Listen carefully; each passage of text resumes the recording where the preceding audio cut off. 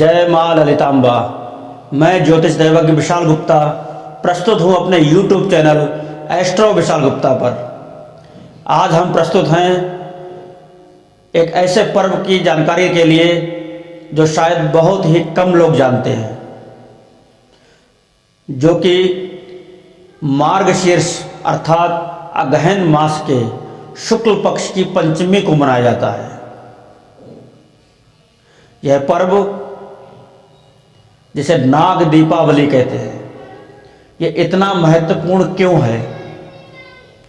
तो आइए जानते हैं इसके महत्व को और इसके उपयोग को कि कैसे इसका लाभ लिया जाए। तो सबसे पहले नंबर इसके महत्व पर हम चर्चा करें तो नागों को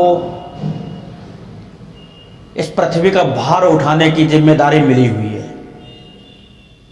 नाग हमारे जीवन में इस वातावरण में घुल रहे पॉल्यूशन को, दूषित वायु को अवशोषित करके हमें एक नया जीवन प्रदान करते हैं। यदि वह उस वातावरण से अशुद्धि को एब्जॉर्ब ना करें तो शायद हम लोग इस विषैली सांस को ले भी ना पाए। इसलिए उनका धन्यवाद तो बनता ही है। और जिस प्रकार से आपने देखा होगा, प्राचीन ग्रंथों में भी वर्णन मिलता है। प्राचीन यदि कोई आपके पास में कोई कथाएं हों, लोक कथाएं हों, उनमें भी सुनने को मिलता है कि अमुक स्थान पर भूमि में गड़ा हुआ धन प्राप्त हुआ जहां पर नागों की पहरेदारी थी। तो नाग को माँ लक्ष्मी का पहरेदार भी, रक्षक भी माना जाता है। इसलिए नागों की पूजा का यह पर्व अपने आप में एक अनूठा पर्व है, एक अनूठा उल्लास का दिन है। नागों को पितृ योनि के तहत भी मान्यता प्राप्त है कि हमारे पूर्वज ही नागों के रूप में हमको अक्सर आशीर्वाद देने आते हैं या संकेत देने आते हैं। तो इस प्रकार से पितृ देवता,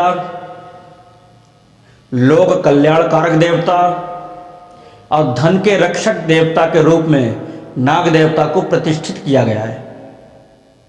इस प्रकार से यह नाग देवता हमारे जीवन को कृतार्थ कर रहे हैं बिना कुछ हमसे लिए हुए। हमारा भी यह दायित्व है कि उनकी प्रसन्नता हेतु, उनके निमित्त हम अपने धन्यवाद को प्रकट करें। इसी को पूजा कहा गया है।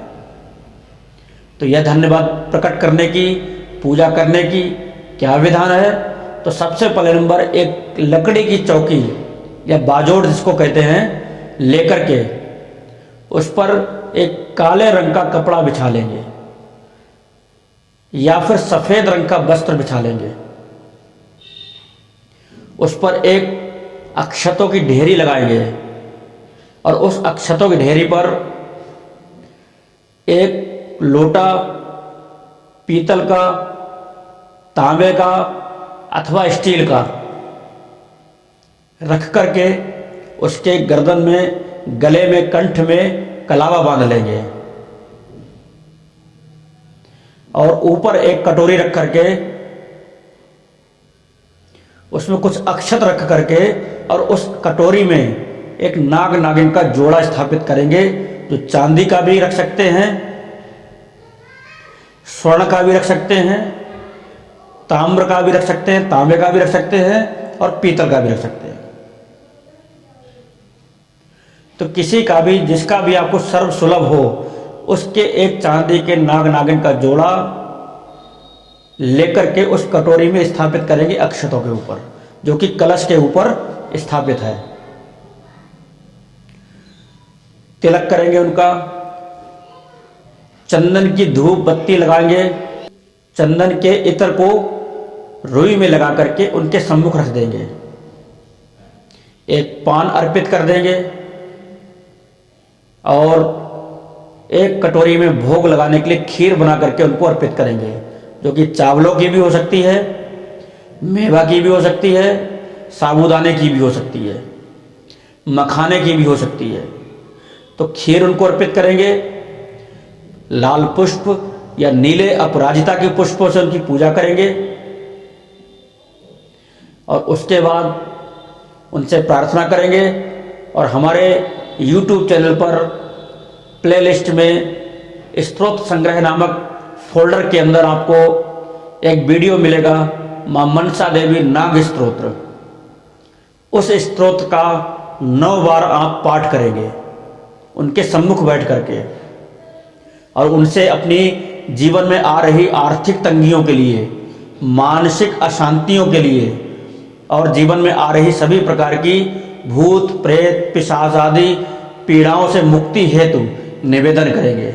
क्योंकि सर्प को राहु का प्रति अधिदेवता के रूप में नियुक्त किया गया है, तो उनके सेवक होने के कारण राहु के कष्ट भी हमें जो मिल रहे होंगे उनमें भी शांति आएगी नागों की पूजा से।